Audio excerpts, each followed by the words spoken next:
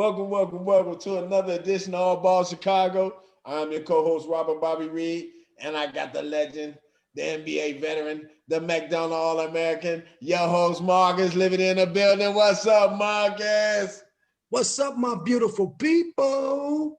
And we got a special guest here today, baby. One of my favorite players from Simeon by way of Prosser. We go get Prosser they love. He came to Simeon to change the game. Then he went to Illinois, did his thing, man. Went to the league, first round draft pick for Orlando Magic. Big guard, man. In my opinion, pound for pound, the best two guard out of Chicago. Give it up for Nick Anderson, man. What's up, Nick? What's up, man, boy?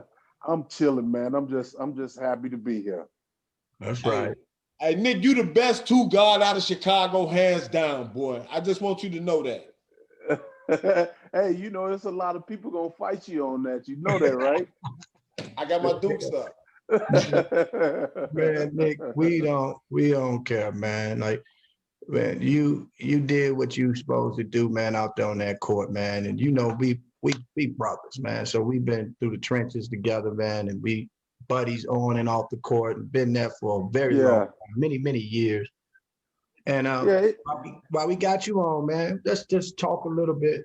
And your family, man. Your family is like family to me, you know. So we are family. No doubt. Hey, man, nothing but love. How's she doing anyway? Well, mom's hanging in there, man. You know as well as a whole bunch of others. Mom had 2 major back surgeries. She beat breast cancer. She's still fighting, man. She was my backbone then, and she's my backbone now. That's right, man. And a lot of times, man, we just gonna jump right into it, man, because people, they get this perception of, man, Nick ain't down with Chicago. Nick left us, man, this and that.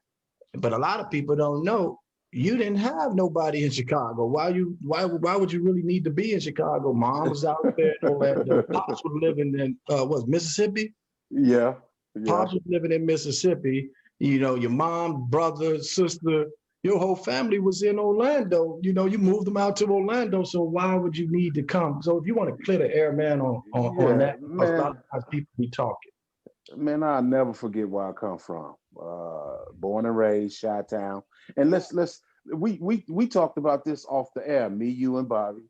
We talked about this. See, I'm tired of people keep talking about I'm not from the South Side. Yes, I am. I moved to the West Side. I went to Paul Revere. I lived on 7115 South Greenwood. I lived 11114 South Wentworth. I lived on 63rd and Troop. Stop talking about I'm not from the South Side when you don't know what the hell you're talking about. I moved to the West Side. I was born and raised. I was born on the South Side. Don't tell me where I'm from. Wow. I've been hearing that for years. So people was actually talking, saying you are actually from the West Side, but when you were born and raised pretty much on the South Side, and then you moved on the West Side eventually. Exactly. Like I said, I lived 7115 South Greenwood. I went to Paul Revere. See, a lot of people don't know that. Like you said, people will fix their mouth to say anything when they don't know nothing. Right. So let's clear that up. Let's clear that up. Nick Anderson is definitely a South Sider. You know, come from the South Side, and you know he rooted and did some damage on that West Side, playing at Prosser High School. But Nick, let's talk about how it all started, man, because I think a lot of people don't know how it all started for you when you was a shorty, when you picked up the rock. Who introduced you to the game of basketball? It was my older brother, man, and I give my oldest brother none but love to this day. Without him, none of this would be possible. I took after him. I watched him play ball. He played at, I don't know what's the name of the school now. I know they changed the name. He played at Harrison High School. So I watched my brother. I watched my dad play basketball. And then, as you know, my cousin played in the NBA for numerous of years, but which a lot of people don't know that he's my first cousin. His father was my father's oldest brother, and I'm named after his dad, Ron Anderson.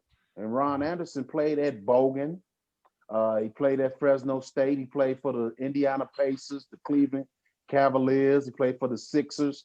He had a long career in the NBA. So, you know, we rooted sports throughout my family. My father played high school basketball, high school football, my brothers. So, you know, I learned from, you know, right there in the front room of my house. They were right there. So I picked that up from, and it's mainly my oldest brother, man. If it wasn't from him, none of this would be possible, because once I picked up that ball, he stayed on me. Mm. And as you know, I played football too.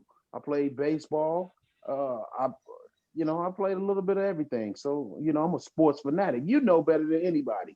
You know how much I love sports. You know, I pitched and I backcast. I played defensive end, playing football. So, you know, I'm a sports freak still to this day. Like we talked earlier. Yep. So, man, I got to watch the game tonight. Yep. You know, Yep. I just we love want sports, to man. and that's why Hey, we Nick, want hey, Nick, I just got to say this. He could have went pro in anything, though. I mean, you 6'6", Nick, pitching? Yeah, I pitched, backcatch, and played left field. Dude, You know, I 6'6" love sports. I'm just a sports freak. I love it to this day. You know, Right. and I talk about my sons. My oldest is still there in Chicago today, and a lot of guys know him.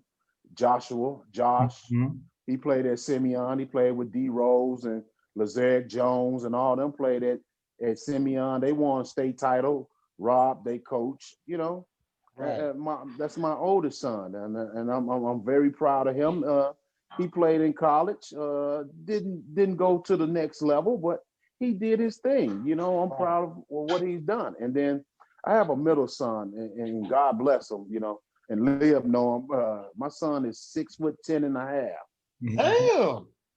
And it was unfortunate that, you know, I tell these kids all the time, you know, they would listen to somebody on the street other than right there in the household that could show them that way. And that's what he did. And it was unfortunately that it didn't happen the way that it should have. But, you know, life goes on. You know, that's the way I look at it, man. Right. Now, See, a lot Nick, of people didn't know that I had a son that was 6'10". yeah, 6'10"? How old is he now? and super He's 25 athletic, years old. super athletic, 10, man. Dang. super athletic, man. Jump out the gym, man. Do all type of dunks, man. The kid flat out can play. Had the talent. It was in his DNA. Yeah. You know, and you know, like Nick said, man. Sometimes, you know, our kids or people that we know don't get it until it's too late. You know, and it's unfortunate that it happened that way. That, you know, kids just, you know, you got somebody that's been there, done that, and here it is. You won't reach out, you know, and get that knowledge from them. But Nick, and he played the three. He played the three very, like Liam said, very athletic and can do a little bit of everything with the ball. And it was just unfortunate things didn't work out and pan out for him. But life goes on, man. You don't stop living. Right. You gotta move on. That's right. That's right. So Nick, let's because I know we on time, and I know you got to watch that football, you know. But that ain't we got plenty of time. Let's chop it up. Yeah. So let's talk about, you know, you doing your thing, man. And a lot of people don't know this. You know, you were one of the first guys, probably from Chicago, to be invited at Nike camp as a freshman. No, you know? no, they don't know that. They don't know that. I was the year that I went, I was the only freshman at the Nike All-American camp in Princeton, New Jersey. Wow. You know, and the rest of the guys was going into their senior year of high school. I was the only freshman there. I got an opportunity to go to the Nike All-American camp. Mr. Forrest Harris ran up everything in Princeton, New Jersey. It was a treat. It was a treat. Like I said, let me go back. A lot of guys going into their junior and senior year, and I was the only freshman, you know, that was invited there. That's crazy. And I was All American then, considered as a Mhm. freshman. You know, you think about my freshman year over at Prosser. I was one of the top leading scorers in the state of Illinois. Wow. Yeah, As and a You know, but freshman.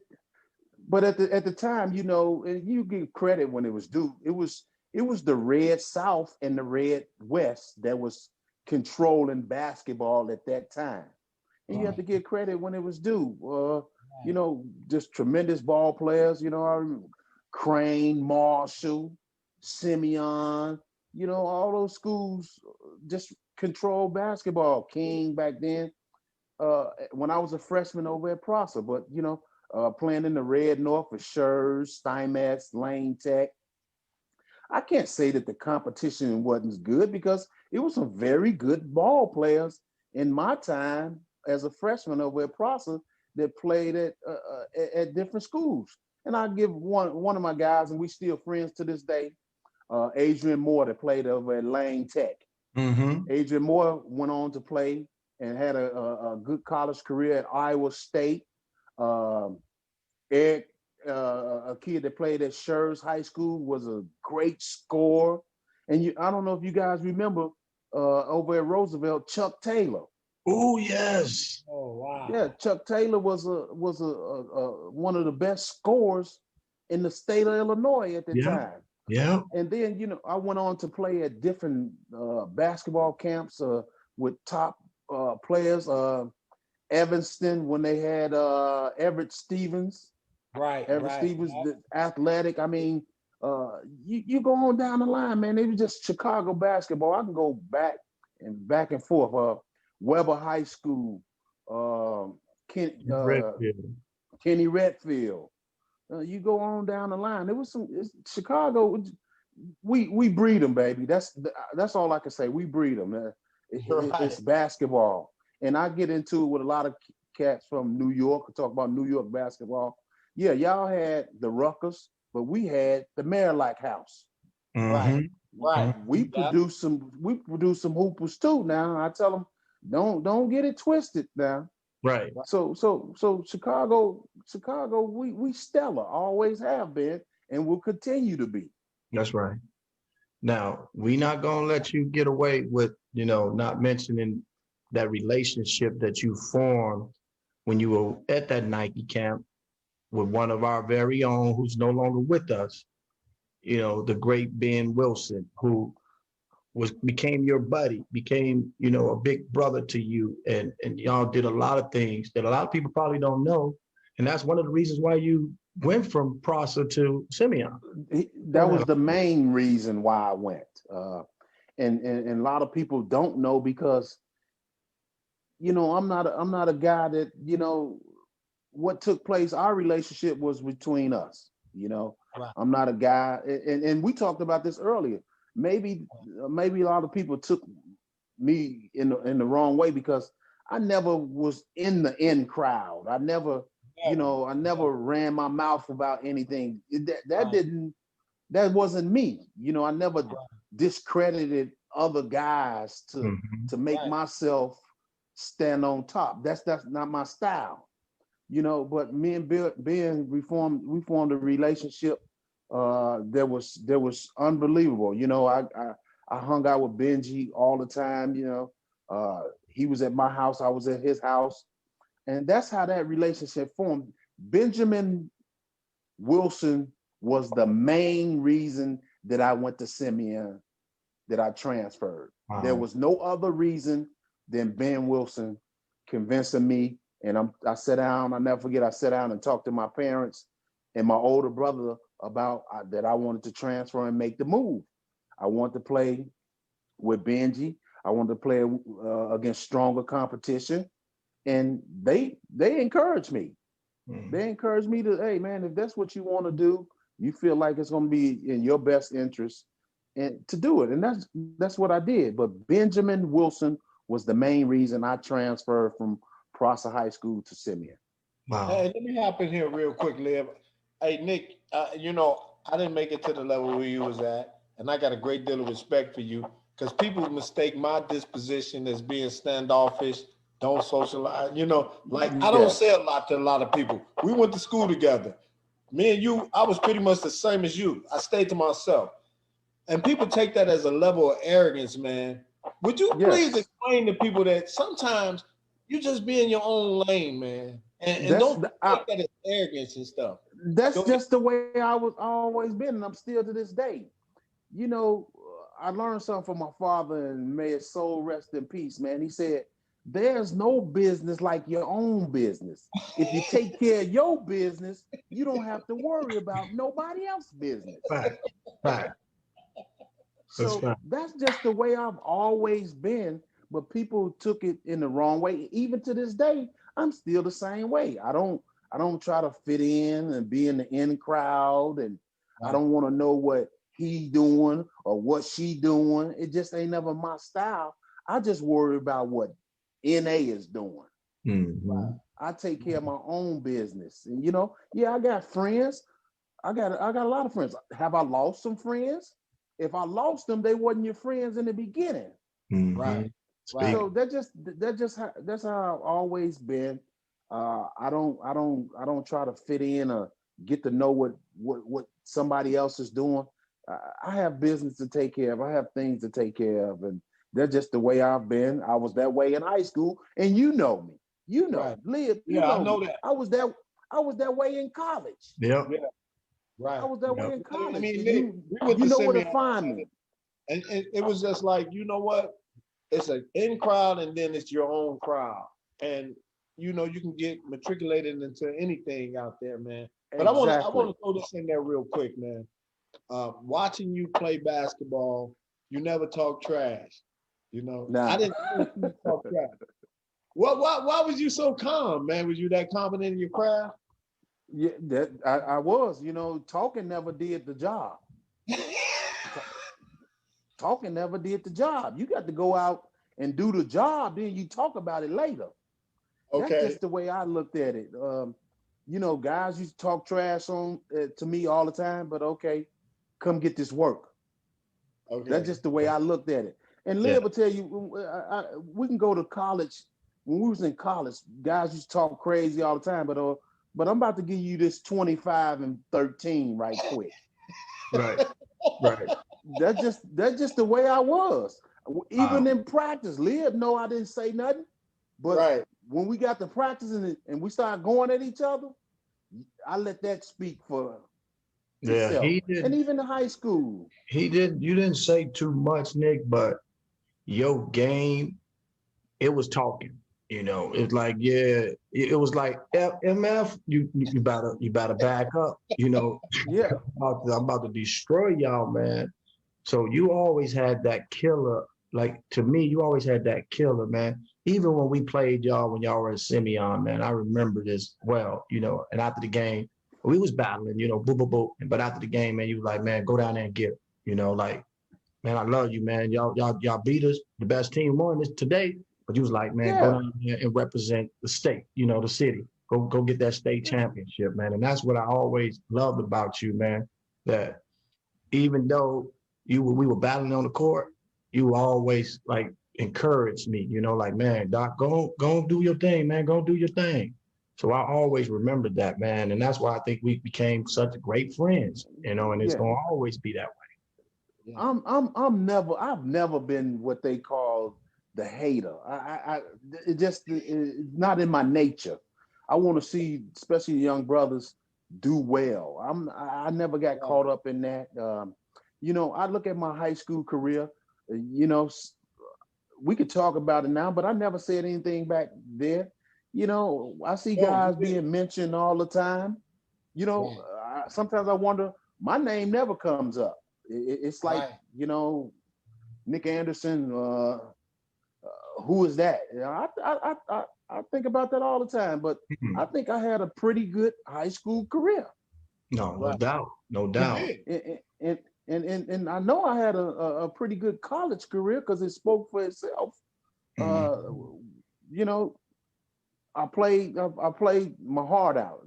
I just love basketball. And what made me love being at the University of Illinois was majority of us Chicago kids, man. We grew up with each other. We played against each other throughout the state, and that made it more special. That just was me coming up, man. I never said a whole lot. I just want to go out and play, have fun, and let the chips fall where they may. That just Can I ask you a professional question? I want you to clear it up for professionals so they can understand what it means to be a professional. You went pro out of Chicago to Orlando. You have an obligation to that franchise to be a professional. Why do people feel compelled to ask you guys to come back and do so much in the neighborhood when you still growing as a young man? Well, they're just people, you know. I look at it like this. You always I hear LeBron James' name be brought up a whole lot. Well, he can do this. Why is he's not doing that?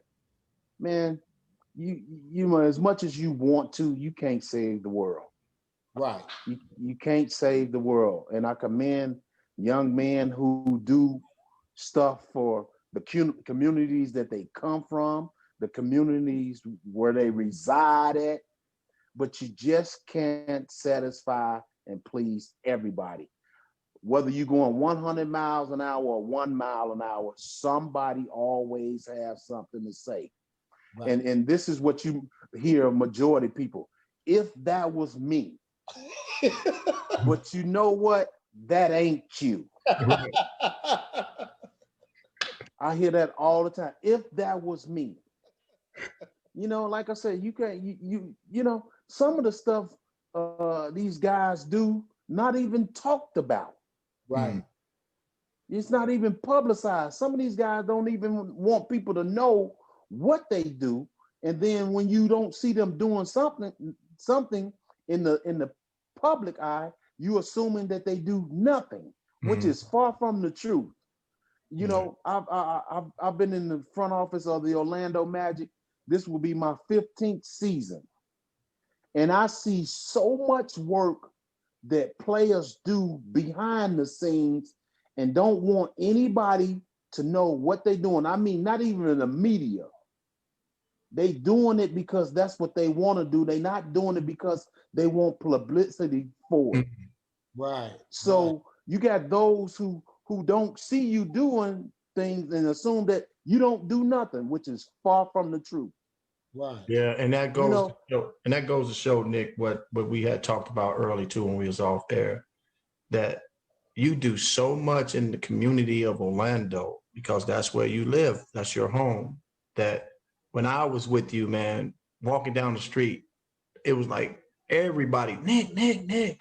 That's because you were pouring things in the kids. Let's talk about some of that stuff, man, because you said something about a kid that was going down the wrong path. And he said something to you. And, you know, this just happened, you know, in my later stage of life. Well, I'm through playing basketball. I haven't bounced a ball in years. And I just happened to be sitting out, and this young guy came. Well, he's an older guy, you know, not older than myself, but he came up to me and he said, "Nick Anderson, hey, man, I just want to say, you know, give some love to you because I was out here in these streets when I was what they called, use the word jit. I was a little jit out here in these streets, and you made me get off the corner and go home and do something for myself. And I got up and I left. And I did something for myself, man. It's because of those words and what you did for me at that time. Look at me now." Wow. And I had no clue of who this kid was. Right. But you know, I want people to stop thinking that you have to give $1 or a donation to help somebody. No, it's not. No. Your words of encouragement, your time that you may give someone may go a long way in their lives. Right. Having a conversation with someone, a meaningful conversation that can help them in so many ways. It's not just about giving $1. So I want people to stop thinking that you have to give $1 in order for somebody else to succeed. No, you do not. Right. Words words mean so much to some people, encouraging them to change or take a different path. It's just not always about a dollar. Yeah, a dollar helps. I'm not saying that it doesn't, but it does. But not, it's just not money. Mm-hmm. Your presence Mm-hmm. somewhere is being felt, and you might not even know it at that time. You know what? Let me hop in, Nick. I didn't play professional ball. You guys did, and I think it's not. It's a thing in the black community. Like once you guys go pro, it's like the lottery for everybody. It's like they think you got money to blow, and they don't realize, man, this stuff got to stretch out for your rest of your life, man. Oh, no Can you question. speak to that? It's some people that think that way. You got people that maybe bought you a soda and a bag of chips, and then when you make it, I don't care if you're an athlete, actor, or whatever, politician. Okay, you remember when you bought me those? I bought you those chips, man. And I've heard so many things said when a person reach a level of success, and it's like you're supposed to give back to me. No, no, it's not like that. If you choose to do so, then do it. Right. Stop tearing somebody down just because they didn't do what you wanted them to do. I hear Right. that all the time. Don't why you stepping on somebody to build you up? And a lot of people do that even to this day. I don't even bounce a ball anymore, and I Right. still hear things said about me that my head is about to pop off my head. Really? So that's just how people are, man. The word jealousy, if you look it up in the dictionary, you'll see some of them faces that say, man, it's it's a shame, but that's just how people are. Yeah. You And know, Lib, y'all gave up that sweat equity though, man. You That's talking what I about was that's what I was just about to say. So, but it ain't even about that. It's like what you said earlier, Nick, that your time is more than enough, because yeah, you've been there and done that. So your time is way more precious than somebody spending some money. You spending an hour with some kids talking about life experiences and all that is way more important. You can't put a dollar amount on that. no. not at all. Let's take it back. We're gonna take it back. I think about this all the time, especially when I'm going out and I'm speaking to young men and women who who who are athletes, and some are not. But let's talk to the athletes right now. I don't care what sport you play. I want if you're listening, I'm speaking to you, especially these young men and women who are coming up. Everybody is not going to be a professional. Everybody's not going to be an NBA player. Everybody's not going to play in the NFL. Everybody's not going to play Major League Baseball or be a tennis star, a golf star.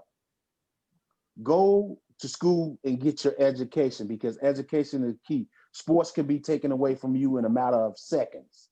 But when you have it upstairs, that goes all the way, not some all the way. And the reason I'm saying this is because a lot of people don't know this. Leah, I was the first casualty of Proposition 48, the Mm-hmm. very first. Yep.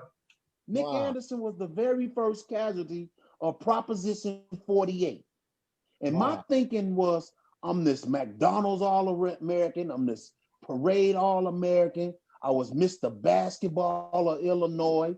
I had every accolade and that you can imagine, award. But when I got to University of Illinois, I was ineligible my freshman year, and I'm thinking, oh, they just don't want me to play basketball. Right. That's because I was young and I didn't realize that at that point in time, until one of my professors, it was a lady professor. She sat down and talked to me and told me, said, look, everybody realize and know what you can do on that basketball court. We want you to apply the same things that you did on that court in the classroom. And Mm. that's when that light went on. Wow. And I'm saying to myself, I have somebody really interested in me other than just being a basketball player. Right. Wow. Somebody was interested in me getting a good education. Wow. But at that time, before that conversation, I didn't think like that. Wow. Nope, I didn't think like that. Oh, the only thing was on my head was, oh, they just don't want me to play. Until that light went on and said, yes, they do. They want you to do the same things, all the effort and energy and time that you put in on that court. Let's do it in the classroom. And I'm here to tell you that conversation, when I sat down with that professor, helped me in so many ways other than playing basketball. I was so stellar in the classroom that year that I had to sit out was unbelievable. Wow. I did everything that I was supposed to do. Wow. And I never looked back. People don't know the I struggle. never looked back. That's a struggle though, because you transitioning your mentality to do something that you hadn't been doing. Exactly. And see, what I'm saying is to the young people today, remember this. When you get a scholarship, it says student athlete, not athlete student.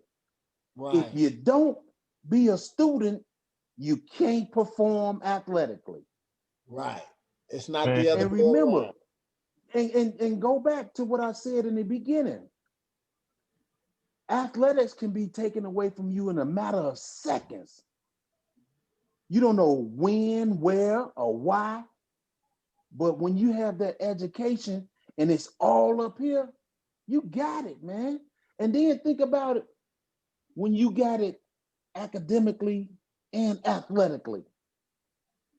I sit there and I watch football games, and I don't know if you remember when, say, a football game come on, or a basketball college game come on, and say, well, John Davis has a 3.9 in as an engineer. Yeah. Man, that means so much to me because I know I was there. I was on the other end academically. Right. And to see young men perform academically and athletically, it means a lot to me because I was on the other side. See, a lot of young men and women don't look at it like that.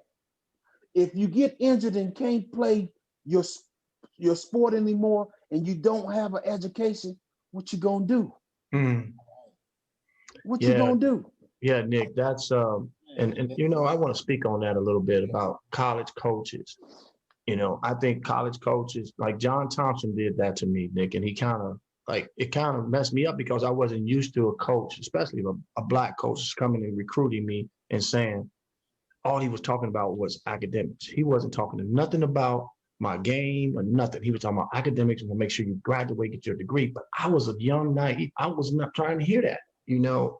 And now I look back on my life, and when he passed, I said, man, now I get it. I get it. He was trying to push black kids from the inner city to get their degrees, man, because he knew how far that could take you, just like what you were saying.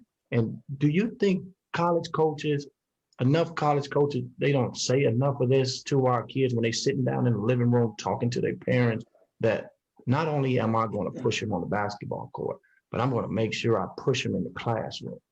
Right. It's some out there, and they might not come out publicly and say it, but it's a few out there. But I think it's something that needs to be addressed all the time. It needs to be addressed all the time. And these young men and women need to take heed to it. Look, the chances of you being an NBA player are slim and none, and Slim just walked out the door. Those are chances. See, they don't understand that. You got kids right now, as we sit here and talk, they at the rec centers or YMCAs or whatever, thinking because they got a crossover or they got a 40-inch vertical, I'm gonna be an NBA player. It don't work like that, bro. Right. It does not work like that. And see, and another thing that goes along with it is an attitude. I've seen it, especially on the professional level. I've seen guys when I was young come in, and I mean just gifted, had an attitude like, hey, I'm supposed to be here and I'm supposed to get this. And you had some coaches back then, them old school coaches. This guy might not be as athletic as you are, but he listens, he work hard. I want him and not you. Mm-hmm. See, a lot of them don't understand that. Just because you athletic and you can dunk a ball or you cross somebody over, you see somebody get a woo and a ah, hey man, that means nothing. And then another thing I want to touch on, and I hear a lot of young guys talk about this. Oh, he don't never play. He the 13th man on the bench. Don't get it twisted now. Mm-hmm. That 13th man on that bench will give you the business. That's right. You talking about in the league? See, You talking about in the NBA? Yeah, in the league. See, Right. they don't understand that. Right. And then everybody is not gonna make LeBron James money, Steph Curry, Russell Westbrook. Man, I know some guys that sits on the end of that bench, don't never dress out. All they do is practice, but they taking home a fat check. I don't understand the thinking of these kids today. What the last time I checked, all money is good money, and I don't give a damn where you play at because it's a bank in every state in every country. I just don't understand some of these guys thinking. Right. See what you do is you get around those who fill you up with the yeses and yeses and yeses, and they really ain't telling you what is really right. Mm-hmm. They don't know. They don't know. Get somebody, surround you. I'm still doing it. I'll be 53 years old, my birthday. I'm still surrounding myself around people that want to succeed. Right. I still look at somebody I want to be like. I got a friend, his name is Jay Fulbright here in Orlando. And I watch him and how he conducts himself as a businessman. Mm-hmm. I'll be a fool to say, I don't want to do business like that. Right. Right.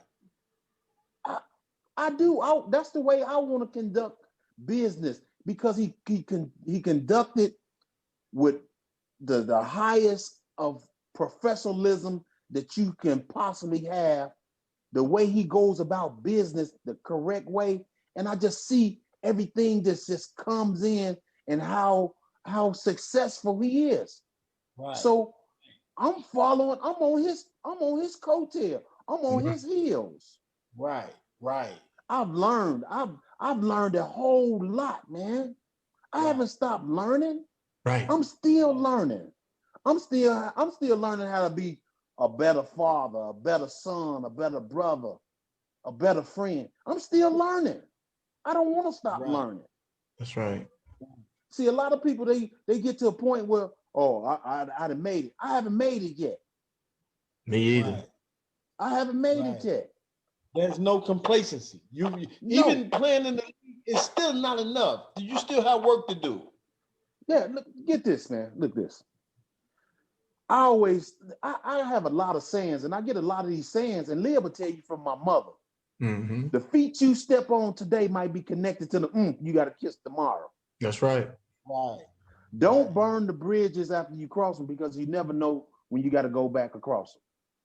Right. I think I put myself in a tremendous position here in Orlando because I treated people like I wanted to be treated, even though they might not have treated me the same way back. Right. And look, I'm here still in Orlando. I'm the ambassador of the Orlando Magic. Wow. $1 billion franchise. Wow. Evidently they see something in me. I've done something right along the way. Was I perfect? Not at all. Right. Not at all. But a little I poor tried to do the right. A little poor ghetto kid from the South Side. From Chicago, look. And somebody said, look, I want Nick Anderson to be a representative of my business, because an NBA franchise is a business, $1 billion business. Wow. And I'm looking at this every day as I walk out that door. Not only as am I representing the Anderson family, I'm representing the Orlando Magic. So I have standards to live by and stand by. Mm-hmm. See, I'm not going to let you tear down something it took me almost a lifetime to build just in 2 seconds. I can't do it. Right. I cannot do it. So I'm going to carry myself with honor and dignity, because I am honored to be a part of the Orlando Magic. Nick, it's an honor and a privilege. Something just came to my head, man. Remember when we had Derek Coleman on, and he said, "Man, Nick Anderson took my number." When we got all the way game, he said he wanted 44, and he couldn't get it because you had it. He said, "Yeah, man, Nick took my number, man. And I couldn't." He said, "So I had a chip on my shoulder when I played, in that game, man. And I saw one of them highlights, Nick. You probably remember that highlight. I don't know who he dunked on, but he went down the middle and cocked that thing so hard, man. And he said he was just frustrated, man, with the whole setup, man, because it was in Detroit, right? Yeah. And he said he was so mad, not at you, but he said he was mad at certain players. And I don't want to talk about no names on it because I ain't about that. But he said he was, upset. So he said, man, I was going to try to just dunk on everybody. I think it might have been J.R. Reed he got. Yeah, because in the Bob Givens was when they rated players back then. In one poll, Derek Coleman was number 1. In the other poll, J.R. Reed was number 1. Or Terry Mills. Derek was 2. And DC, DC was on my team in the McDonald's All-American game. And I'll never forget he telling me, I'm about to go out here and kill him. And he put on a clinic. He put on a clinic. But let's go back, Liv. Do you know a lot of people know that I didn't play, that I played in the McDonald's All-American game? They didn't know. Yeah, you was a McDonald's All-American? So you was ranked number 8, wasn't you? Yeah, I was ranked number 7 coming out of high school. I remember. But a lot of people ask me, you played in the McDonald's All-American game? Yep. I played in the Dapper Dan Round Ball Classic back then. I went to 5-Star in Rensselaer, Indiana. Right. Yeah, a lot of people don't know that.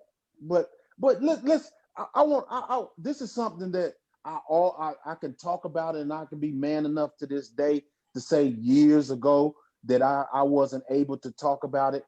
I'm gonna say 3 things, and you guys chime in on it. It's 3 things that I always say people know me for. One is hitting a shot against Indiana. 2 is stealing the ball from Michael Jordan.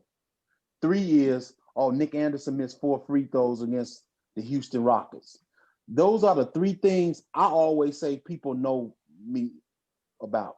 And I was sitting at the cigar bar one day, and a young kid, he was much younger than me.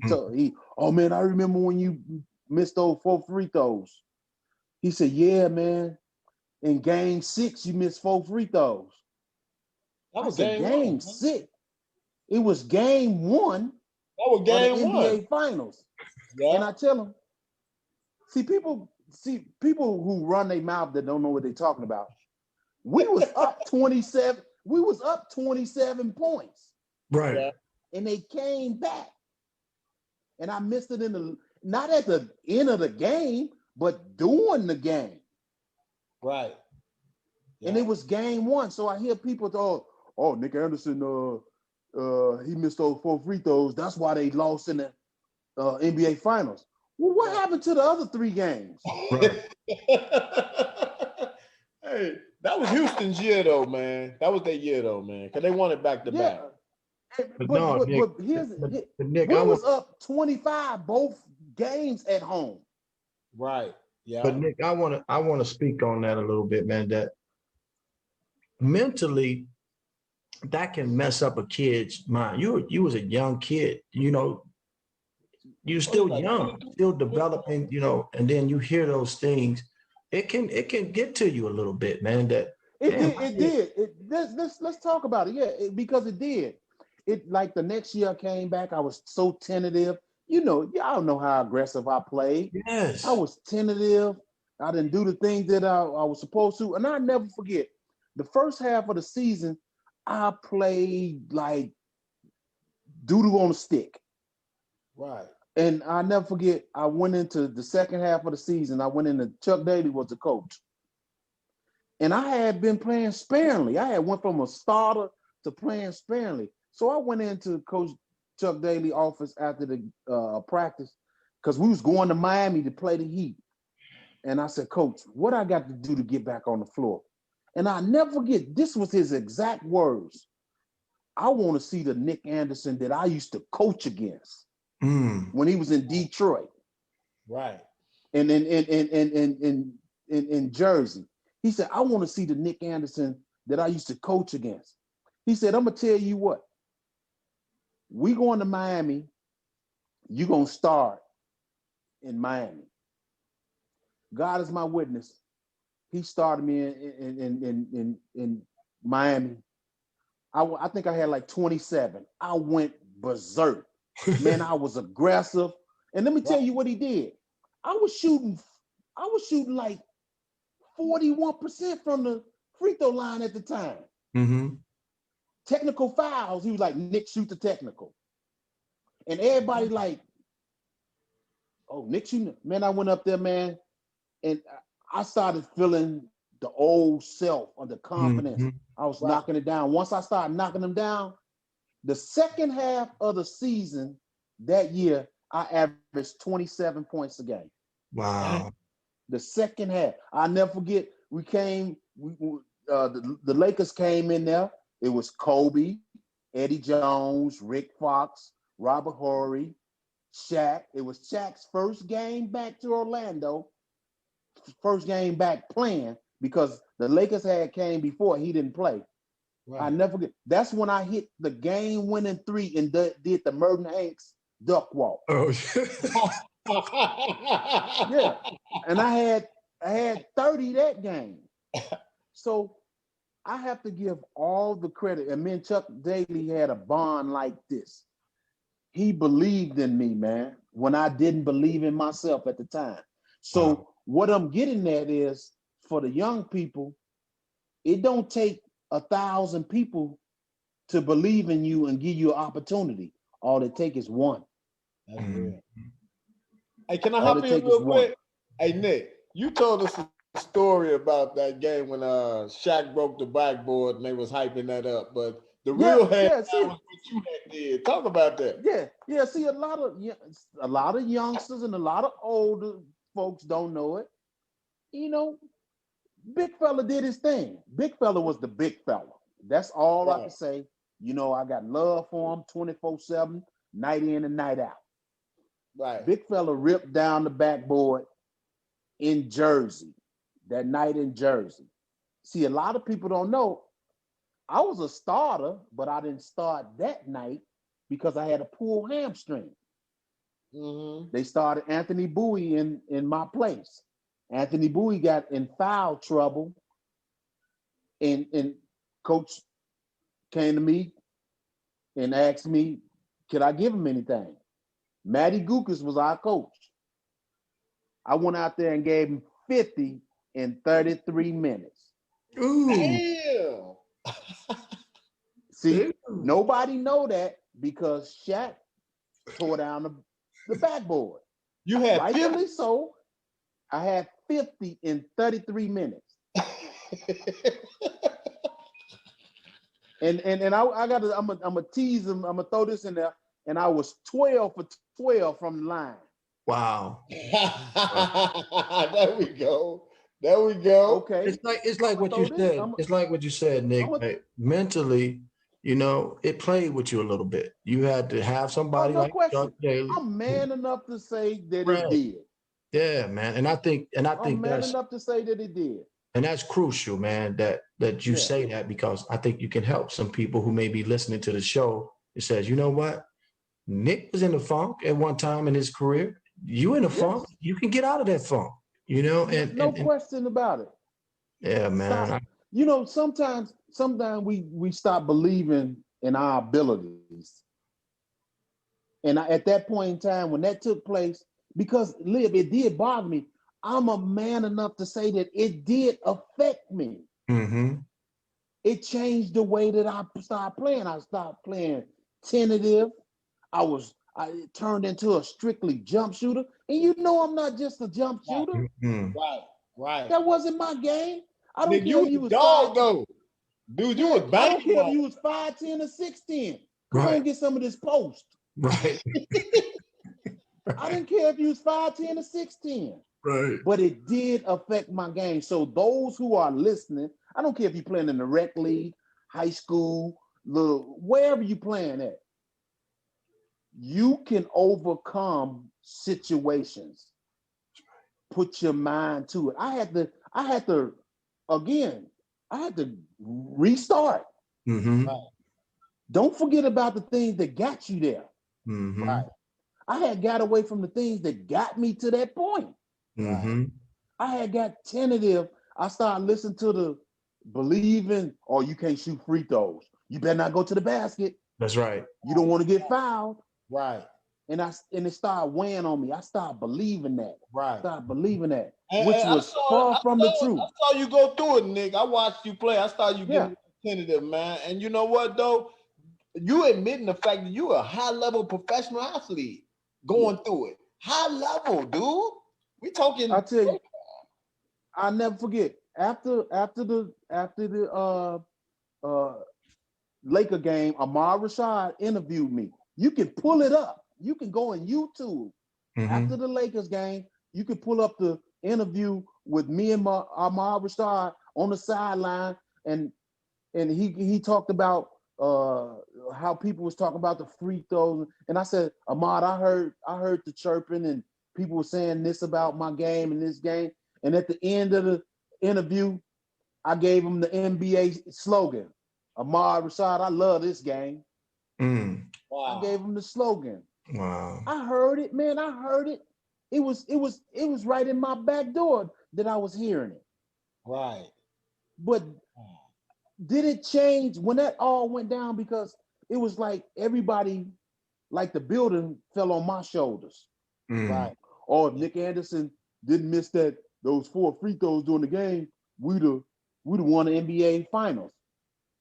We was far from winning the NBA Finals. But as a young guy, as you touched on, Lib, it played a significant role in my mind at that time. I did let that get to me.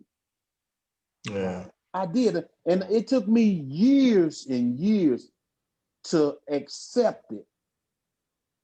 Man. I accept it. It bothered me to no end, and it changed my game. It did.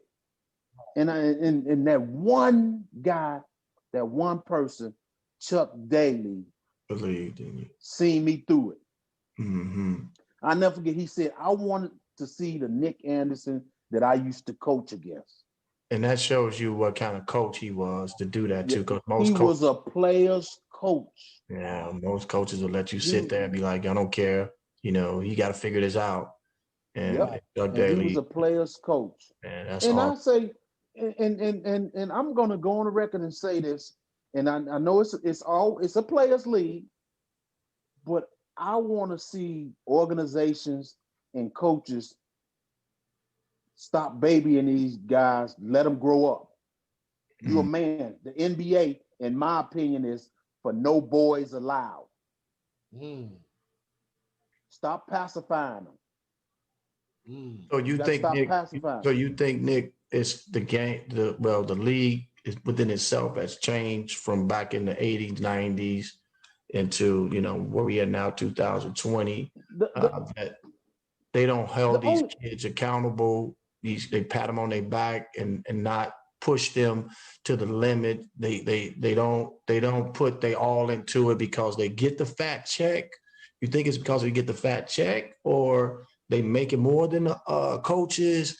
Why you? It could be a variety of things, and I'm not gonna put it all on.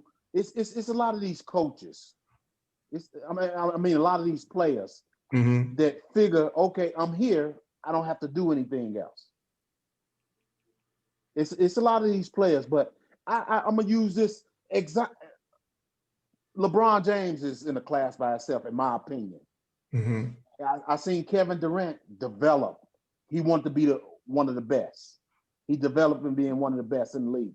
I could say that for Steph Curry. I remember when I used to see Steph Curry as a little boy come to the games, and before the games, he out on the court. He was a ball boy for the Charlotte Hornets when his dad Dale played in Charlotte, and he used to be out there just shooting Jays. He put in the work. A lot of these young guys put in the work to be where they are today. But I'm going to use this young man as a great example because I can remember him saying it from day one when he got drafted. Giannis Antetokounmpo. I never forget when he was being interviewed, he said, I'm going to work so hard to be one of the best in this league. Those were his words. Now look at 4 years later. This only his 5th year. Right. Look, MVP. This young man has 2 MVPs under his belt. Wow. Not just MVPs, but MVPs of the National Basketball Association because he put the work in. Right. He carried himself with accountability. Well, let's talk about that a little bit. Let's talk about that, Nick, though, because I don't want to let's let that slide because I don't think he played any AAU basketball. If my mistaken, I've never seen him in AAU. That's what I'm thinking. I'm thinking if he did, so be it. But I'm thinking that kid grew hunger, inside of him, and said, you know what? Yeah, I'm a skinny kid because he was a skinny kid when he first got into it. He was a skinny kid. Yeah. Yes. And I saw him develop and get stronger and do this and that. I think a lot of times, and I'm not saying all AAU programs are bad, but I think a lot of times, I think they spoon feed these kids all this information. It might not be good information. They feeding them, but it might not be good information for them at that time. I'm not saying it won't be a time where it can register for them, but when you keep feeding them that stuff, you're great, they start to believe it. That even when Look, now correct me if I'm wrong. There's a saying, and I believe this saying has been around a long time. You can't worry about when somebody talk about you. You have to stop and look and see who it is that's talking about you. Everybody don't have good, like you said, everybody don't mean you good. Right. Some people are in it for themselves. And trust me, being on the NBA level, from the day that I stepped in this league until I sit here and talk to you guys today, I see so much. I want young men and women to use me. I'm a perfect example. Get that information from me. Because I've been on the light side, I've been on the dark side, I've been on the inside, I've been on the outside. Yeah. I've been put up in lights for things that will hurt you to your heart, to things that will glorify you. And I'm gonna say this right now on the air, which a lot of people probably didn't even know about me. Something that broke me down. See, and this happened to a few guys in the league. I never forget when it happened to Kobe Bryant, because it hurt my heart when the girl said that he raped her. I was in that situation before. Wow. I remember that, Nick. I remember that. I was in that situation before. Wow. I remember seeing you cry on TV with that, man. Yeah. I saw that. And I know damn well you ain't did no shit like that, bro. No, that's not my style. I already know that. Yeah. Yeah, but I was in that situation, man.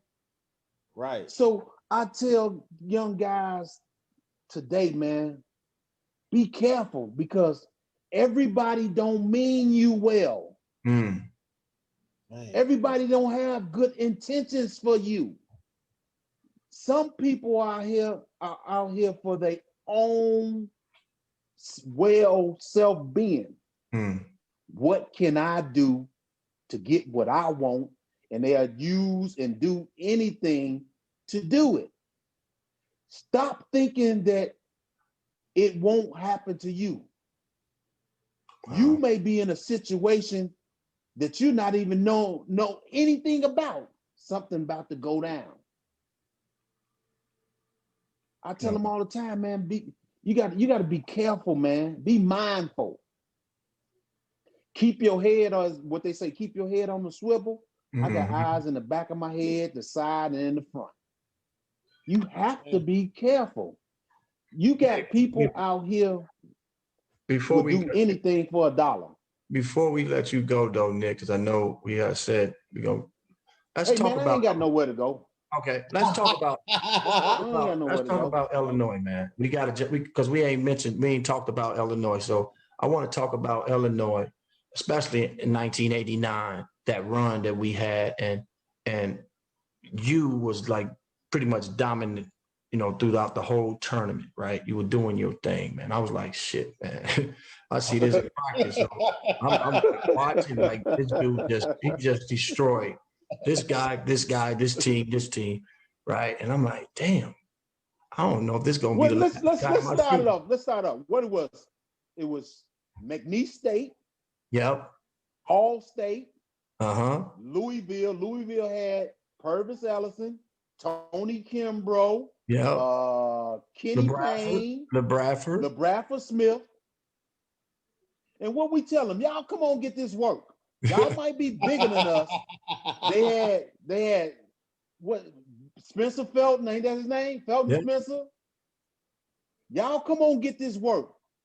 And we ran their tongues out their mouth. Yep.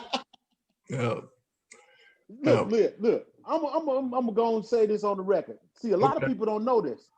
A lot of people don't know this, and I got the trophies to show it. Right. I was Chevrolet MVP all through to the Final Four. Yep. But won't nobody say none of that. See. They won't say nothing about that. I was Chevrolet MVP. I'll never forget when Tommy Heinsohn was calling me a miniature Charles Barkley. Yep. Wow. Okay, we get on down the line. I remember the Syracuse game. Remember they started off beating us 15-2? Yep. They was killing us. Mm-hmm. But we walked them down. Right. Okay, I got the box score right to this day. That Syracuse game, I had 24 and 16 rebounds. Yeah, man. But ain't nobody gonna say nothing about that, man. Yeah. Ain't nobody gonna say nothing. No, Nick. They don't want to say. Ain't You're nobody right. gonna say nothing. Say it. They don't want to say it, man, because they know what that's going to bring. But it's okay though, because it's okay though. I know what I can do. I know I was capable of doing. I was slighted. We talked about this earlier. I think I was slighted in high school. They used to say Randy Dawson, Chris Henderson, all those guys was better than me. I used to hear all that chatter. But when the game was over, what happened? Okay. A double-double. We talked about this. When we played Ohio State, when Randy Dawson went to Ohio State, we played up there at Columbus. I gave him a nice little 39 on ABC. Wow. I know it happened. It happened in the league. And I used to hear Charles Barkley say it. And he'll say it to this day. If you ask him, he used to say that Nick Anderson is one of the most underrated players in the league. Yeah. Okay. I remember one year for the All-Star game, I thought I was gonna make the All-Star team. They didn't put we had 3 players off our team, and I was supposed to be on that 4th player. They didn't choose me. They had Horace, Penny, and Shaq. And they chose Dana Barros over me for the All-Star game. And Dana Barros was in Philly at the time, and Philly only had won like 13 games. Wow. I never forget. That's crazy. I really thought I was going to make the All-Star team, but it didn't happen. That's crazy, man. It did not happen. So, man, I used to hear it all the time, man. It used to be something that was common to me to hear. The chatter. I used to, and y'all mentioned this. Y'all talking about when they talk about Chicago basketball, my name very rarely comes up. Rarely ever, Nick. Rarely ever, bro. Rarely comes up. I think with the true basketball players, it comes up with these young ones that's putting out these lists. Yeah, I think they miss because they haven't seen it. So I don't understand why they even try to put one out there because, it's a lot of great basketball players, man. And Nick, you definitely one of those great basketball players that came out of Chicago. I mean, we gonna say it right here on this show that we know that you was one of those dudes that did his thing on that court. And so when we hear people put these lists out, we like, man, that they don't even matter really because they ain't really played the game for one, right? And they never seen guys in the 80s. They ranking guys off of 2000, and up, and then they go off of people they hear. Oh man, Isaiah Thomas, or man, Mark Aguirre. But you never seen Mark Aguirre play and Isaiah play. So why you speak on it? So and you made a great point about that. A lot of these young guys, and it's a great debate, and it's a personal preference. The guys talk about LeBron James and Michael Jordan, the GOAT. Right. You made a great point that a lot of these young guys never even you were still walking around with a diaper full of shit. You ain't never seen no Michael Jordan play. You seen him on film. Right, they buy the hell out of his shoes, Nick. Yeah. Ask somebody who was on the floor with him that know. Ask me. I done heard the man say, look, man, this is what I'm gonna do when I get the ball and ain't nothing you can do about it. Right. Ask me. Right. Don't ask somebody who tell me I watched them when they played the Celtics. Ask somebody who was out there with him. Right. Nick, you gave Mike problems though down on that block though. He could not guard you on the block, bro. I saw that. And let me tell you, he used to talk, man. MJ would talk. He used to tell me, I ain't gonna let you post me up. And I'd be like, yeah, all right. Yeah, ain't nothing you can do. I'm gonna let you shoot all the threes. Nah, bro, I'm going. And then when I used to get in the post, he used to say, I don't need no help. I said, yes, you do. we used to go at it, man. And like I said, man, I'm a LeBron James fan to the end. Right. I am. I never played against LeBron James. I am too. After I say what I'm gonna say, then I'm gonna tell y'all something that y'all probably didn't know. Michael Jordan, and this is with all due respect to all the legends that I played against. I played against Mahale, Bird, Parrish, Magic, right? Going down the line. Michael Jordan is the best basketball player that I ever played against. Right. And that's with all due respect to the other legends. I'm not disrespecting them in no kind of way. I would never do that. I would never do that. You just talking about what you seen with your own eyes and you played against this dude. Exactly. Because you seen a lot of basketball players. Exactly. He's the best basketball player that I ever played against. Wow. And Mark, I think Mark Aguirre said the same thing. Yeah. And I say this. See, when I got traded to Sacramento, when I got traded from Sacramento, I went to Memphis. And then I got traded to the Cleveland Cavaliers, LeBron's rookie year, but the GM at the time was Jim Paxson, John Paxson's brother. He told me there wasn't no use to me coming to Cleveland because they was in a rebuild and he wouldn't put me in a situation like that.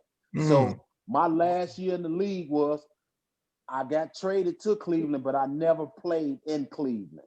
Would you have played? Oh, yeah, of course. Yeah. But hey, I sat at home and still got paid. So, I wasn't gonna fight that. Right. But let me tell you this, and I always share this because I always wanted to model my game after Joe Dumars. I have so much respect for Joe Dumars on and off the floor. I wanted to be Joe Dumars. Wow. As a basketball player. Wow. Because I thought so highly of his game, the way he played. He didn't say nothing. No, he just killed you on both ends of the floor. Right. He killed you inside, outside. He played defense. He showed leadership. Joe Dumars will forever be embedded in me because I am the hugest Joe Dumars fan that you can run across. Still to this day, that is my guy. Wow. I always wanted to be Joe Dumars. Wow. I never said anything. Joe Dumars is Nick Anderson's guy. Wow. I always wanted to be him. We would have never knew that, Nick. Yeah, that's my guy. I always want to be like Joe Dumars. I always want to patent my game after him. And then I watched how he carried himself off the floor. He was such a professional. He was such a professional. Yeah, that's my guy. That's awesome, Nick. That's awesome to hear, man. And that's what we think a lot of kids should do that, and people should be wanting to be like us athletes. I know some people don't want it, that we should want to be role models. We should have kids want to look up to us and say, no question, I want to be like that, So yeah, man, that's what's up. Look, I got a question since we talking good basketball. What bothers me today, I just don't understand. Well, it's just people. That's how people act. What don't you like about LeBron James? Right. I don't understand. Well, you're gonna have to ask your boy that because that's my man, man. You gotta ask Liv. No, I'm gonna tell you, Nick, why I think people don't like LeBron James, because he is the ultimate team player, right? That's one of the reasons why people probably don't like him, because they say, well, he's supposed to be the star. He's supposed to take that last shot, So that's not true. And that's what people, I think that's what far from the truth. So that's what I think people think, though, Nick, when they look at LeBron James. And I said the same thing. I said LeBron James is just making the right play. Right. It's at the end of the day, ain't it about making the right play? And then they told, well, Jordan, don't compare him to Jordan. That's right. Right. First of all, stop comparing them. Right. LeBron James do a little bit of everything: score, rebound, defense, assist. But a little bit of everything. It's like what you said, though, Nick. How LeBron James, why is number 23? Because of Michael Jordan. So he looked up. So why y'all trying to tear LeBron James down from that legacy of watching Michael Jordan when he was playing? He didn't say he wanted to be Michael. He just said he patterned and he liked some of the things that Mike did about himself on the court. But same as Kobe. Yeah. Yeah. So I said, man, you hear guys, well, LeBron James ain't Kobe. No, he's not Kobe, and Kobe wasn't LeBron James. Right. No. Right. They just be running some of the stuff that I hear, man. Stop. See, this is what's gonna happen soon here in the next 3 years or so.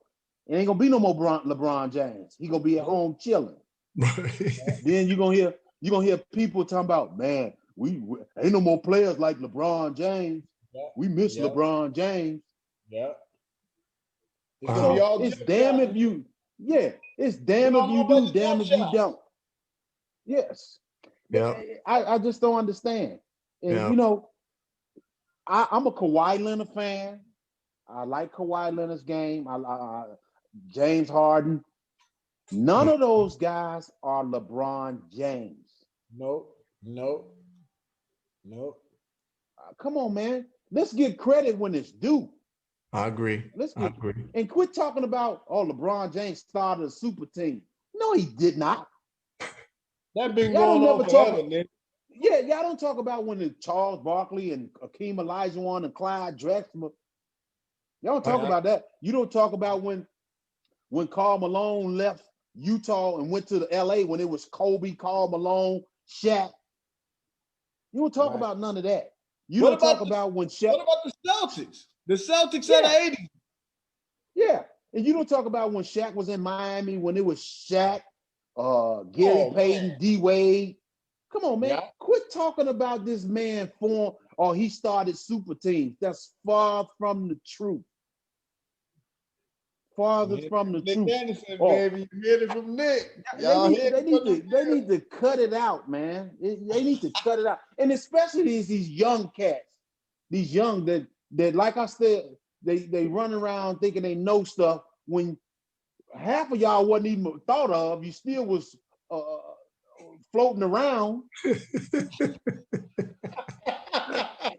and then the other half of y'all was running around the house with a pile of poop in your pamper. So stop it, man. Right. Stop it. Right. Y'all, they be killing me. And then you always talking about, oh, I can do this. Man, don't nobody want to hear that. If you could do it, you'll be out there doing it.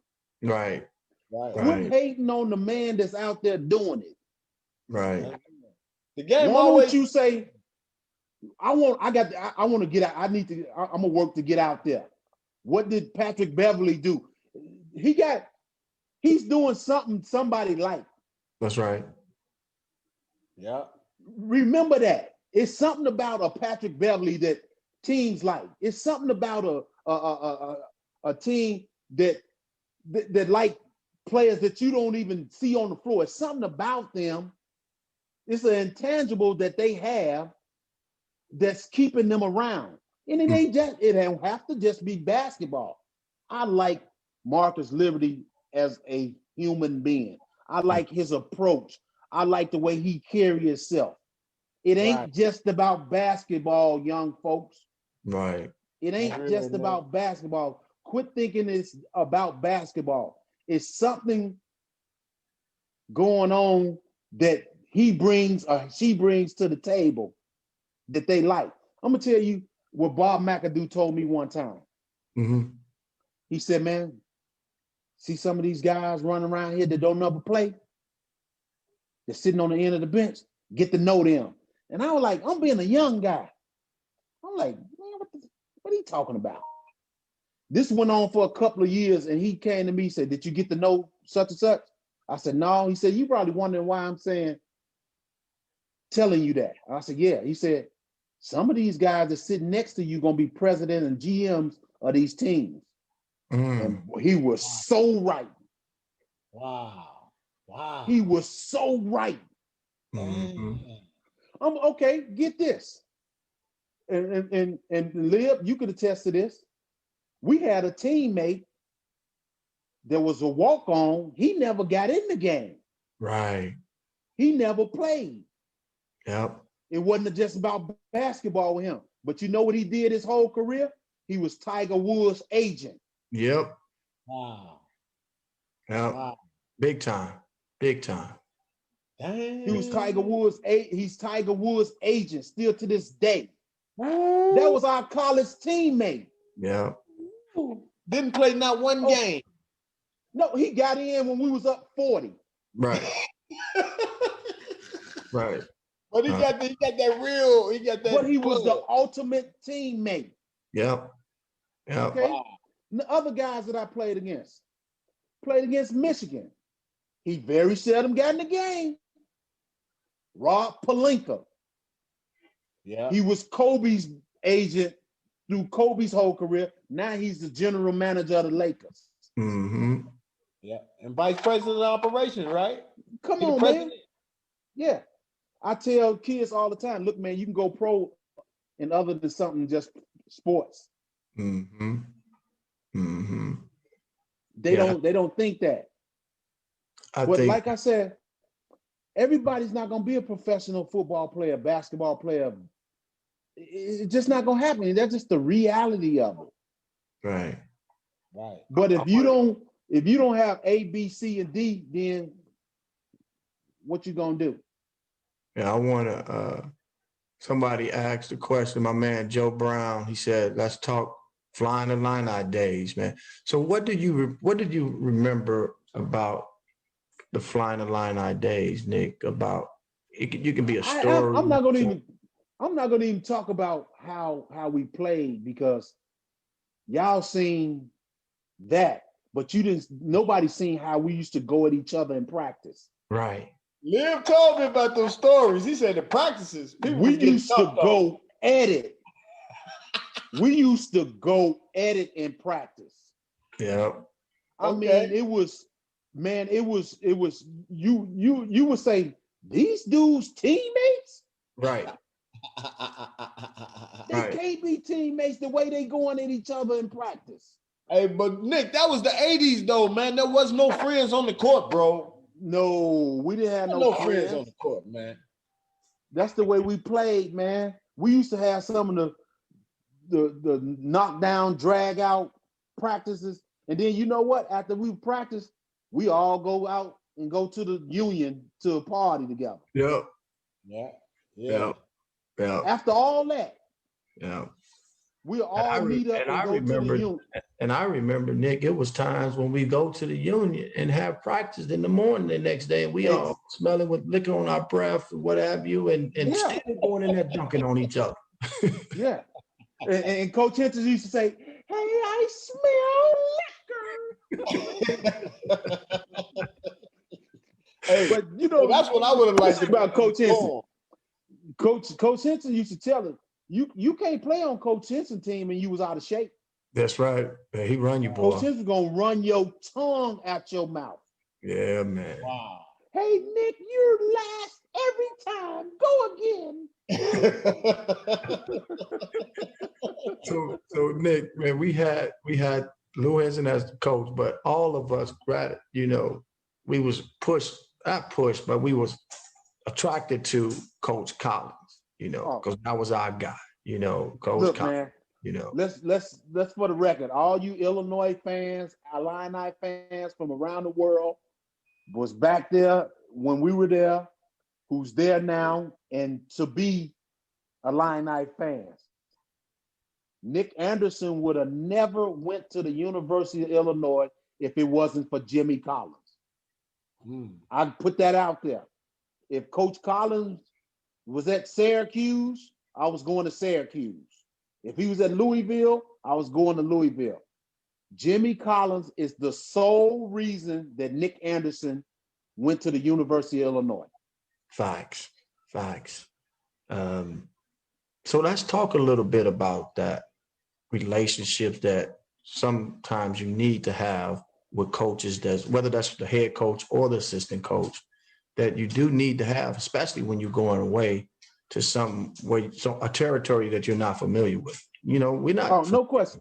Colleges. I have to talk about that because when in my recruiting process, Coach Collins, man, got to know my family, my older brothers, my sister, and Coach Collins, when there was times that him and my dad would just have good conversation and go out for a drink. Mm-hmm. So Coach Collins, in my opinion, was an extension of my father away from home. Mm-hmm. I have the utmost respect for Coach Collins. And Coach Collins, still to this day, as we sit here talking, Coach Collins reaches out and checks on me and my family. Still to this day. Mm-hmm. Still to this day. And I would say it one time, I said a million times, Coach Collins is the sole reason that I went to the University of Illinois. Yeah. No other reason. And I was because I had plenty of choices to go anywhere else. Yeah. And I ask you this real quick. And the sole reason for you coming to Simeon was why? Benjamin Wilson. Okay, I just wanted to get those two intricacies. Benjamin Wilson. And Jeff told me to tell you, appreciate you wearing 25 for his brother, starting that trend in the NBA. See, a lot of people don't know that I started that at the University of Illinois. I wore number 25. And every player that came behind me from Simeon that went to the University of Illinois wore number 25. And then Jawan wore number 25 at Michigan. Yep, he sure did. Then it started taking off after that, man. Everybody, man. I wore 44 in high school. I've never worn another jersey if it didn't have number 25 on it. When I've played in charity events all over the world and stuff like that, they already knew if you didn't have number 25, it wasn't happening. Yeah, but Nick, 25.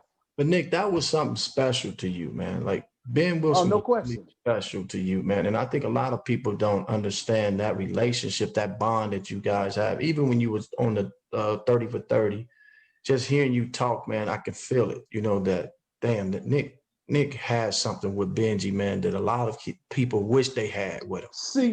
See, people. This is how a lot of people look at it. I know I didn't grow up when Benji when he was elementary school and all that. I understand that. A lot of people some would say, well, Nick didn't know Benji. You don't know the relationship that me and Benji had. I tell people that all the time. You might have known Benji many more years before me, but me and Benji was really tight. We had a relationship that a lot of people didn't even know about. And like you said, Benji was the reason I went to Simeon, no other reason. Wow. That's special, Nick, man. And it's good to hear that because a lot of people, you know, Benji life was cut short. You know, we didn't get that opportunity to really watch Benjamin be seen on that platform that all of us wish and dreamed that would have happened, you know, and it just didn't happen. And for you to say, you know what, in honor to my brother, I'm gonna wear number 25 wherever I go. And then you started. I wore 25. And I still got I got my college jersey 25. I got the Magic 25. I got the Sacramento Kings. I got the Memphis Grizzlies. I got all my jerseys to this day with number 25 on. I got my school jacket with 25, everything. Wow. I'm glad you did that, Nick, man. I was there, man. So, you know, I was there. I was a part of that, man. For you to continue that legacy, because that kept his dream alive, you know, when you did that. I'm just happy to be part of it. You know, I'm not trying to take no shine from nobody. Right. You know, I respect his brothers and everybody that was his extended family. I'm not trying to take none of that away from nobody. I just want people to know. Yeah, I just want people to know that me and Benji did have a good personal relationship, friends, ball players, all that. Because I never forget when we were at the Nike All-American camp, we spent the whole time together every day at the camp, just shooting it, just talking basketball, talking about what we're gonna do to such and such when we play. It was special, man. It was just a special relationship. Nick, we can just go ahead and say it, man. Benji was before his time. He was plotting back then. He was like, man, I'm getting Nick. I'm about to get Nick over here, man. We about to do this. So get this. And I'm gonna say this: a lot of people never knew. Me and Benji had a plan. Benji was going to Illinois. Me and Benji sat and we talked one day and said, when we make it, we're gonna buy our moms a big house and a pretty car. Wow. We talked about that. Damn, man. It was so unfortunate because Benji said, I'm going to, he used to say, I'm going to Illinois. I said, I'm going to Illinois too. Right. Benji it never happened. I've carried that on. Yes, you did. Yes, you did. I bought my mom a big house and a pretty car. I went to Illinois. I carried that on. I finished that. And you wore number 25. I wore number 25. I was playing for me and Benji. Yep. That's real, man. That's real. See, a lot of people never knew. And people, oh, no. You don't know the relationship that me and Benji had. You don't know what we talked about. See, when you don't know something, when people don't know something, they'll say anything. Yeah. And Nick, this the first time that I've seen you open up to this degree, man. And I know largely in part because of our relationship is largely because you're doing this, man. So I just want to say thanks, man, because I know you. You were low key. You know I don't say nothing. You know cool. I don't say nothing. Nope. That's just my demeanor. It ain't that's your demeanor. I don't mean no harm. That's just me. No. Right. That's just me. But that like I said, but that shows you, Nick, what your family, man. We got to speak on that too, man. It just shows your mom, your pops, you know, your family, man. You came from a tight family, so that's why you the person you are today because of that. You know, you're right, Lib, man. I'll say this to people. Let me go a little deeper about my family. See, my brothers were gangbangers. You know that. Mm-hmm. My brothers was gangbangers. And I'm going to go on the record and say this. And a lot of people know. One of my brothers was a black gangster disciple, and the other one was a vice lord. And my two older brothers used to fight like cats and dogs with each other. Wow. My brothers, they used to hit each other with bats and bottles. And you and people were like, hey, y'all need to break that up, man. You know, them two dudes. And then you hear somebody say, oh, they brothers. Wow. You can't get in that. But you know what they didn't do? They didn't let me get involved in gangs and hanging out. That's what they didn't do. Right. So still to this day, Lib, you know how I treat my two older brothers. Mm-hmm. Those dudes mean so much to me to this day. Ain't nothing changed. They meant as much as back then, and they still to this day. Yeah. They were my shield. Yeah. They were my shield. Yeah, I agree, Nick. Man, your family is remarkable, man, and wonderful. And every time I, hang out with you, man, PJ and Poop, they always give me love, man. Like, and see, Z, and then I'm gonna take it a little further. I need prayers out there from everybody, not just people from the Chi. My oldest brother, PJ, is battling stage 4 lung cancer. Oh, wow, man. Sorry, man. I'm dealing with that. And I watch my brother, and I used to watch him as we grow up and where he at now, man. He fought back then and he's fighting right now. So if you will say a prayer for my brother. Man, no doubt, man. No doubt. Hey, by the way, Kenny McReynolds just sent me a messenger saying he watching the show. Yeah, he just said, what's up? I saw he said, tell Nick, I said, what's up? Yeah, but Kenny McReynolds, come on too, man. Yeah, but a lot of people, a lot of stuff that you don't know about me, because I'm a quiet guy. I keep a lot of stuff to myself, man. And I got a lot to be thankful for. And yes, I hope y'all and everybody in Chicago, if y'all see my son, Joshua, everybody say he look like me. I don't know. Sometimes I say, no, that dude don't look like me. But that's my little fella. That's your twin, boy. That's your twin, man. That's Josh my dude, man. And I want to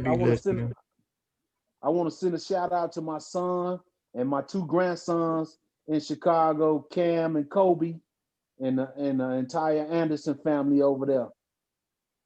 Yeah, and Nick, man, before you go, drop some knowledge to our listeners about if you want to try to get in the game, if you want to become a coach, if you just want to be around the game, what it looks like, what it's going to take, and just share some of that with some of our listeners so they can get it. I like for people to be straight shooters. Quit filling our young people up with this false narrative. Be truthful to them. Be real with them. Let them know that, some people, they tell, especially athletes, it's hard. It's hard to become a professional anything. It's not gonna be easy. But if you put the work and the time in, anything is possible. Yeah. Be true to what you do. Listen, and you know what we have. I see young people have lost today, and it just ain't respect for the game, respect for yourself, and respect for your elders. Right. Think about this, man. Some of the sacrifices that our elders, our parents, our grandparents endured and went through, and you gonna act like this? Right. Yeah. Come on, man. Some of our people sacrifice their jobs, their lives for us to have what we have. I used to tell my son all the time when it was just him. I said, "Yo, dude, you don't know nothing about this." When I had to share my shoes and my shirts and my jeans with my brothers, you got it good. So be appreciative of what you have.